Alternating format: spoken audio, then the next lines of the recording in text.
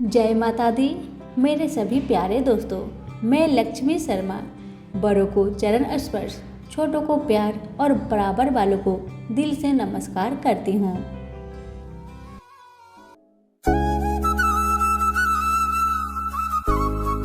आज आप सुनेंगे माघ मास की 5 कहानियाँ। सभी प्रेम से बोले विष्णु भगवान की जय हो। अब आइए सुनते हैं माघ मास की पहली कथा। तो प्रेम से बोलिए शालिग्राम भगवान की जय। एक गांव में एक बुढ़िया माई रहती थी। वह बुढ़िया नित्य शालिग्राम जी की सेवा करती थी।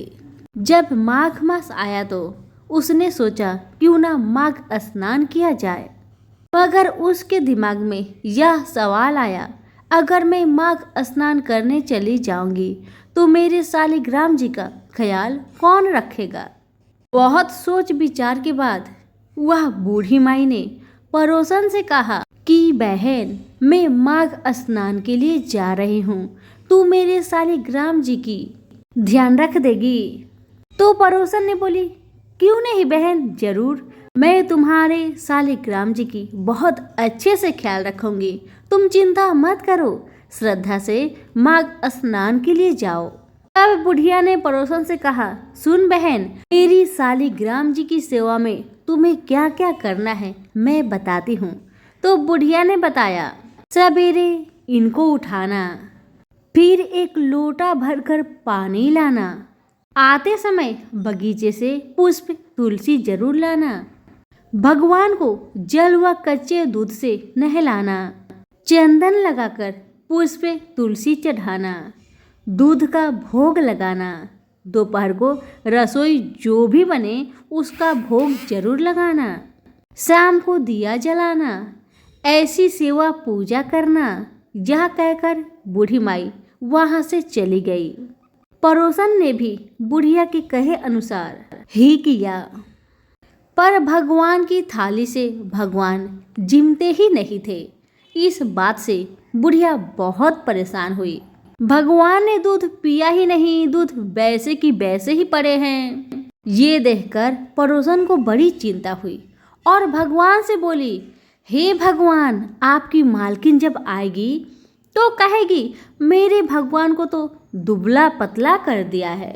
अभी ही तो माघ महीना शुरू हुआ है, अभी तो मेरी बहना को आने में 1 महीना लगेगा, तब तक आपका ख्याल तो मुझे ही रखना पड़ेगा।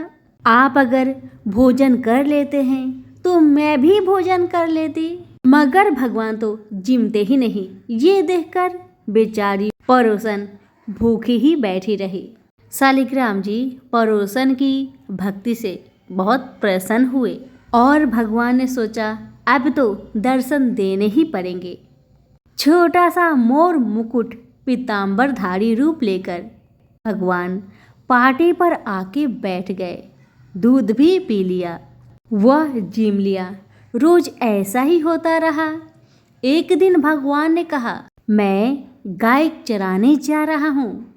तो पड़ोसन ने बोली, थोड़े दिन तो रहोगे, क्यों जाते हो। हाथ में सोने की लाठी, कंधे पर हीरे मोती का पीतांबर डाले गाय चराने जाते। महीना बीता, बुढ़िया घर आई, स्नान ध्यान से निपटकर सोचा शालिग्राम जी को ले आऊं। बुढ़िया पड़ोसन के घर गई और बोली, मेरे शालिग्राम जी को दे दो। तब पड़ोसन ने कहा, शालिग्राम जी शाम को आएंगे तब ले जाना। अब तो बुढ़िया शालिग्राम जी के लिए जिद करने लगी और झगड़ा करने लगी। लोग इकट्ठे हो गए तो पड़ोसन बोली, बुढ़िया को समझाओ कोई। जैसे इसने माघ स्नान के लिए 1 महीना निकाला, वैसे ही शाम तक सब्र कर ले। अब तो बुढ़िया धरना देकर बैठ गई। शाम पड़े, भगवान आए। गायों को उनकी जगह छोड़कर भगवान मंदिर में विराज गए। यह देख पड़ोसन ने बूढ़ी से कहा, ले जाओ बहन अपने शालिग्राम जी को। और साथ ही भगवान से बोली, हे भगवान, बूढ़ी को भी अपना रूप दिखा दो। भगवान ने पड़ोसन की बात रख ली और भगवान ने मोर मुकुट पीताम्बर भर हाथ में सोने की लाठी लेकर दर्शन दिया। हे भगवान, जैसे आपने बूढ़ी माई को दर्शन दी वैसे भक्तों को भी देना। सभी प्रेम से बोले शालिग्राम भगवान की जय। पौराणिक कथा के अनुसार राजा सागर अपने परोपकार और पुण्य कर्मों से तीनों लोकों में प्रसिद्ध हो गए थे। चारों ओर उनका ही गुणगान हो रहा था। इस बात से देवताओं के राजा इंद्र को चिंता होने लगी कि कहीं राजा सागर स्वर्ग के राजा बन न जाए। इसी दौरान राजा सागर ने अश्वमेघ यज्ञ का आयोजन किया। इंद्रदेव ने अश्वमेघ यज्ञ का घोड़ा चुराकर कपिल मुनि के आश्रम के पास बांध दिया। अश्वमेघ यज्ञ का घोड़ा चोरी होने की सूचना पर राजा सागर ने अपने सभी 60,000 पुत्रों को उनकी खोज में लगा दिया। वे सभी पुत्र घोड़े को खोजते हुए कपिल मुनि के आश्रम तक पहुंच गए। वहां पर उन्होंने अश्वमेघ यज्ञ का घोड़ा देखा। इस पर उन लोगों ने कपिल मुनि पर घोड़ा चोरी का आरोप लगा दिया। इससे क्रोधित होकर कपिल मुनि ने राजा सागर के सभी 60,000 पुत्रों को श्राप से जलाकर भस्म कर दिया। यह जानकर राजा सागर भागते हुए कपिल मुनि के आश्रम पहुंचे और उनको पुत्रों को क्षमादान करने का निवेदन किया। तब कपिल मुनि ने कहा कि सभी पुत्र के मोक्ष के लिए एक ही मार्ग है, जो तुम मोक्षदायिनी गंगा को पृथ्वी पर लाओ। राजा सागर के पोते राजकुमार अंशुमान ने कपिल मुनि के सुझाव पर प्रण लिया कि जब तक माँ गंगा को पृथ्वी पर न लाते तब तक उनके वंश का कोई राजा चैन से नहीं बैठेगा। वे तपस्या करने लगे। राजा अंशुमान की मृत्यु के बाद राजा भगीरथ ने कठिन तप से माँ गंगा को प्रसन्न किया। माँ गंगा का वेग इतना था कि वे पृथ्वी पर उतरती तो सर्वनाश हो जाता। तब राजा भगीरथ ने भगवान शिव को अपने तप से प्रसन्न किया ताकि वे अपनी जटाओं से होकर माँ गंगा को पृथ्वी पर उतरने दे, जिससे गंगा का वेग कम हो सके। भगवान शिव का आशीर्वाद पाकर राजा भगीरथ धन्य हुए। माँ गंगा को अपनी जटाओं में रखकर भगवान शिव गंगाधर बने। माँ गंगा पृथ्वी पर उतरी और आगे राजा भगीरथ और पीछे पीछे माँ गंगा पृथ्वी पर बहने लगी। राजा भगीरथ माँ गंगा को लेकर कपिल मुनि के आश्रम तक लेकर गए, जहाँ पर माँ गंगा ने राजा सागर के 60,000 पुत्रों को मोक्ष प्रदान किया। जिस दिन माँ गंगा ने राजा सागर के 60,000 पुत्रों को मोक्ष दिया, वहां से माँ गंगा आगे जाकर सागर में मिल गई। जहाँ वो मिलती है वह जगह गंगा सागर के नाम से प्रसिद्ध है। एक गांव में एक गरीब बूढ़ी माई रहती थी। बूढ़ी माई गणेश भगवान की बहुत बड़ी भक्त थी। इसी कारण से बेचारी हर रोज मिट्टी की गणेश जी की मूर्ति बनाती और उसी को पूजा करती थी। लेकिन हर रोज मिट्टी के गणेश जी गल जाया करते थे। बेचारी इसी से बहुत परेशान थी। बेचारी रोज गणेश जी की मूर्ति मिट्टी से बनाती, रोज पूजा करती और दूसरे दिन गणेश जी गल जाया करते थे। बूढ़ी माई बहुत परेशान थी। मन में सोचती रही क्या किया जाए कि गणेश जी मेरे गले नहीं। एक दिन बूढ़ी माई एक रास्ते से जा रही थी। पास में ही एक सेठ जी अपने मकान बना रहे थे। बूढ़ी माई ने सोचा क्यों नहीं इस कारीगर से ही मैं पत्थर की गणेश जी बना लूं जो कभी गलेगी ही नहीं। बूढ़ी माई ने बड़ी उम्मीद के साथ उस कारीगर से कहा, भैया मेरे लिए गणेश जी का मूर्ति बना दोगे? तब कारीगर बोला, ए बुढ़िया, मैं जब तक तेरे लिए पत्थर की गणेश जी बनाऊंगा तब तक तो मेरा ये मकान ही बन जाएगा।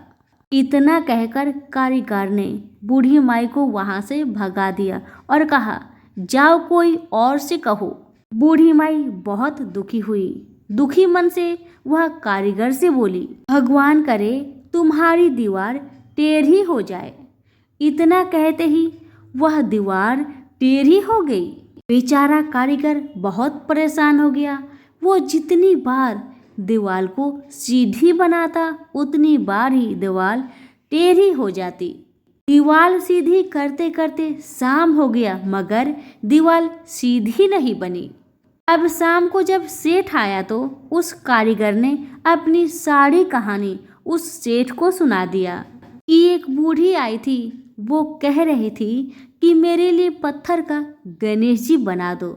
हमने नहीं बनाया तो उसने कहा तुम्हारी दीवार टेढ़ी हो जाए। तब से दीवार सीधी ही नहीं बन रही है। मैं बनाते बनाते थक गया हूँ। तब सेठ जी ने कारीगर से कहा, जाओ तुम उस बुढ़िया को बुला कर लाओ। तब कारीगर ने बूढ़ी माई को आदर सहित बुला कर लाया। तब सेठ जी ने कहा, बूढ़ी माई, मैं तेरे लिए सोने का गणेश बना दूंगा, तुम हमारी दीवार को सीधी कर दो। तब बुढ़िया माई ने गणेश जी से प्रार्थना की, हे गणेश जी महाराज, इस सेठ की दीवार को सीधी कर दे। बूढ़ी माई के प्रार्थना से वह दीवार सीधी हो गई और सेठ जी ने खुशी मन से बूढ़ी माई को सोने की गणेश जी बनवा कर दिया। हे गणेश जी महाराज, जैसे आपने सेठ जी पर कृपा करी वैसे सब पर करना। तो सभी मिलकर बोले, गणेश जी महाराज की जय हो। धर्मराज भगवान की नित्य नेम की कथा। एक गांव में दो माँ बेटी रहा करती थी। वह रोजाना धर्मराज जी की नित्य नेम की कहानी कहा करती थी। उसकी बेटी ने कहा, माँ, मैं भी धर्मराज जी की नित्य नेम की कहानी कहूंगी। माँ ने कहा, बेटी, तुम्हारा कहानी तो यहाँ पर मैं सुन लूंगी, लेकिन ससुराल में कौन सुनेगा। बेटी ने बहुत जिद की और धर्मराज जी की नित्य नेम की कहानी कहने लगी। उसकी शादी हुई, वह ससुराल गई तो सबसे कहती कि मेरी धर्मराज जी की नित्य नियम की कहानी सुन लो। मगर सभी लोग कुछ न कुछ बहाना बनाकर टाल देते, कोई कहानी नहीं सुनता। बेचारी को भूखा ही रहना पड़ता था। एक दिन पास के पड़ोसन बोली, बहन, मैं तुम्हारी धर्मराज जी की नित्य नियम की कहानी सुनूंगी। वह आती, अपनी पड़ोसन को धर्मराज जी की नित्य नियम की कहानी सुनाती और उसके बाद खाना खा लेती। एक दिन ननद ने यह देख लिया और अपनी माँ से कहने लगी, माँ, भाभी पड़ोसन के कहने पर खाना तो खा लेती है और हम कहते हैं तो नहीं खाती। माँ ने कहा, अच्छा ऐसी बात है, तुम अभी जाकर पड़ोसन को मना कर दो कि बहू की नित्य नियम की कहानी न सुने। बेटी ने कहा, ठीक है माँ। अब लड़की पड़ोसन में गई और पड़ोसन को मना कर दिया, मेरी भाभी आए तो धर्मराज जी की नित्य नेम का कहानी मत सुनना। अब ये बात पड़ोसन ने अपने पति से कहा तो पति ने कहा कि उसकी माँ मना करे तो मत जाना। अगले दिन सास ने पड़ोसन को मना कर दिया तो पड़ोसन उसके घर नहीं आई। बहू की कहानी अब कोई नहीं सुनता तो बेचारी भूखी ही रहती। ससुर ने पूछा कि बहू कैसी है तो सास ने कहा, अच्छी है, काम काज तो कर लेती है मगर कुछ खाती नहीं है। ससुर ने कहा कि बड़े घर की बेटी है, काम करके थक जाती होगी, इससे काम मत करवाओ। सासू ने कहा, बहू से हम काम नहीं भी कराए तब भी बहू खाना नहीं खाती। अब तो धर्मराज भगवान का आसन डोल उठा कि इस नगरी में ऐसा कौन है जो भोजन नहीं करता, उसे बुलाओ। स्वर्ग से विमान आया तो सास बोली, मैं चलूंगी बहू। बहू ने कहा, आपको तो बहुत काम था, मेरी कहानी सुनने का समय नहीं था। अब जेठानी ने कहा, मैं चलूंगी। तो बहू कहने लगी कि तुम्हें तो मालिक का खाना बनाना है, नारद ने कहा, मैं चलूंगी। तो भाभी ने कहा, तुम्हें तो गुड्डे गुड़िया खेलने से ही फुर्सत नहीं थी। पड़ोसन बोली कि मैं चलूंगी। तो वह बोली कि हाँ चलो, तुमने ही मेरी नित्य नेम की कहानी सुनी थी। वह अपने मालिक के पास गई। मालिक बोला, तू तो बड़ी भाग्यवान है जो जीते जी जा रही है, मरकर तो सभी जाते हैं। वह भी गई। इसी तरह पास पड़ोस का सुख दुख सुनते सुनाते मिलजुल कर रहना चाहिए। हे धर्मराज भगवान, जैसे आपने बहू पे कृपा की, वैसे ही कहानी कहने वाले, सुनने वाले, हुक्कारे भरने वाले पर सभी पर अपनी कृपा बनाए रखना। तो सभी मिलकर बोले, धर्मराज भगवान की जय। एक गांव में एक लपसी और एक तपसी रहते थे। तपसी तो भगवान की तपस्या करता। लपसी रोजाना 1.25 सेर हलवा बनाकर भगवान को भोग लगाकर थाली हिलाकर जीम लेता। एक दिन लपसी और तपसी में झगड़ा हो गया। लपसी बोला, मैं बड़ा हूँ। तपसी बोला, मैं बड़ा हूँ क्योंकि मैं भगवान की तपस्या करता हूँ। तभी उसी रास्ते से नारद जी जा रहे थे। उन्होंने लपसी और तपसी को झगड़ते देखा तो इसका कारण पूछा। तब लपसी और तपसी ने अपनी झगड़े की कहानी नारद जी को सुनाया। तब नारद जी कहने लगे, बस इतनी सी बात, आओ मैं तुम दोनों का फैसला कर देता हूँ।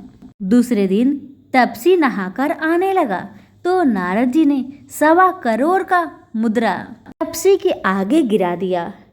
उसने आंखें खोलकर देखा तो मुद्रा पड़ा है। तपसी ने जल्दी से मुद्रा उठाकर अपने पैर के नीचे दबा लिया और तपस्या करने लगा। उधर लपसी 1.25 सेर का हलवा बनाकर भगवान को भोग लगाकर थाली हिलाकर जिम लिया। इतने में नारद जी आए और दोनों को अपने पास बैठाया। दोनों पूछने लगे कि हम दोनों में से कौन बड़ा है। तब नारद जी ने तपसी से कहा कि अपना पाँव हटाओ। पाँव हटाते ही मुद्रा निकला। तब नारद जी बोले कि मुद्रा चुराने से तेरी तपस्या भंग हो गई, इसलिए लपसी बड़ा है। तपसी कहने लगा कि मुझे मेरी तपस्या का फल कैसे मिलेगा। नारद जी बोले, तेरी तपस्या का फल माघ स्नान करने वाले देंगे। सब कहानी कहकर तेरी कहानी नहीं कहेंगे तो माघ स्नान का फल तुझे मिल जाएगा। धोती देकर अंगोछा नहीं दिया, सीधा देकर दक्षिणा नहीं दिया, ब्राह्मण जिमाकर दक्षिणा नहीं दिया, चास के हाथ न जोड़े तो तेरा पुण्य, कपड़ा दे के बटन ना लगावे, दाहिने हाथ से नारा बांधे तो सबका फल तुम्हें हो जाएगा। इतना कहकर नारद जी चले गए।